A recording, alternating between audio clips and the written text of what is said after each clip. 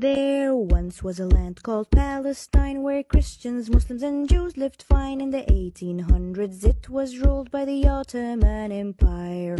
Meanwhile, a bearded guy founded Zionists for Jews to aspire, a land that becomes their home and safe only for their kind. My name is Iman Askar. I am from Cairo, Egypt.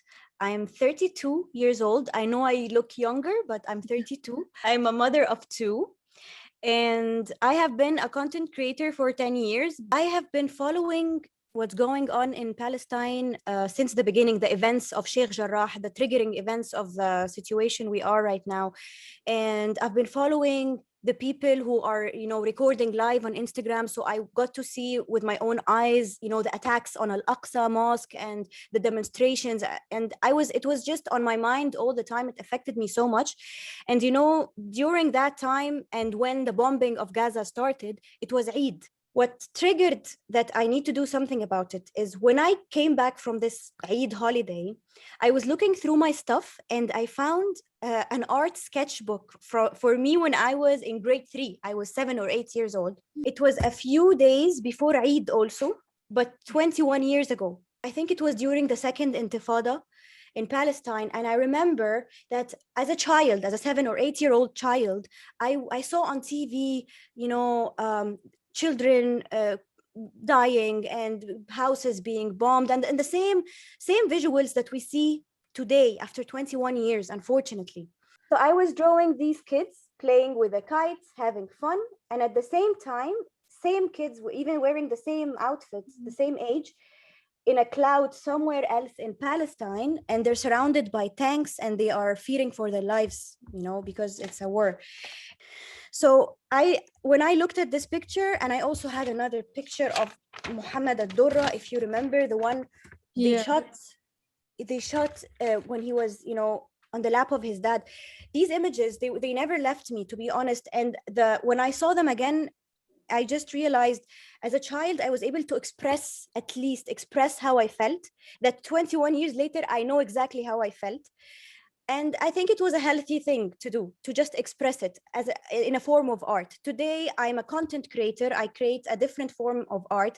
So I was like, you know what? I should just, express how I feel about this and try to make an impact along the way. I did not know it will honestly spread like that, but I usually make my videos in Arabic. But I thought if I want people to really learn about this problem, I should make it in English. And this is when I realized, okay, you know what? I'm not trying to preach or be angry or whatever. I'm just simply using a form of art to tell the story I care about. Then more and more Jews arrived seeking refuge, and that's alright until their plan to steal the land was no longer to hide.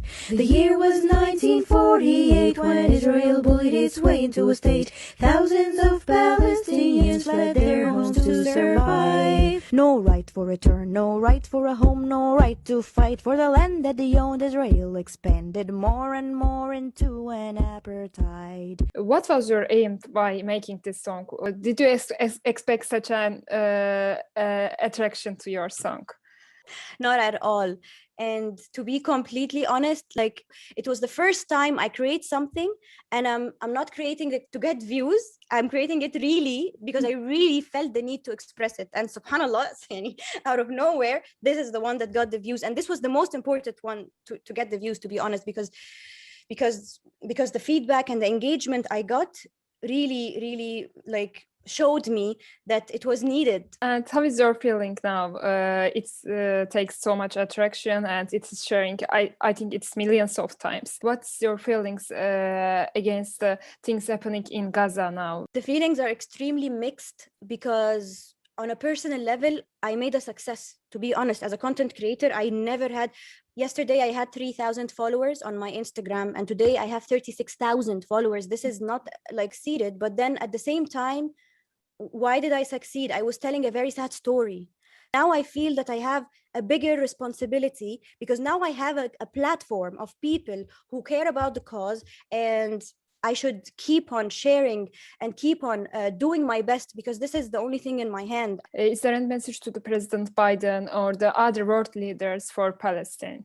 Of course, to stop backing up Israel and giving them money to buy more weapons, because they see what they do with the weapons now, and I can't believe they're acting blind to it. It's very, very obvious to the world. This is not a conflict. This is not, these are not two armies fighting together. So it does not count as a conflict. And of course, it's such a ridiculous claim that they say it's self-defense. Again, look at the people dying on this side.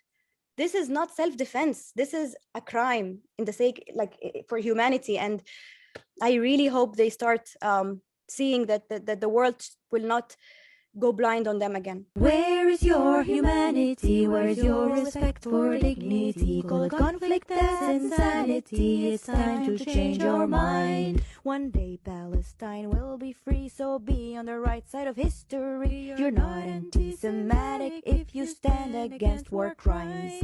Don't be brainwashed by the news. Now you can see for yourself the truth. Learn about the story of Palestine.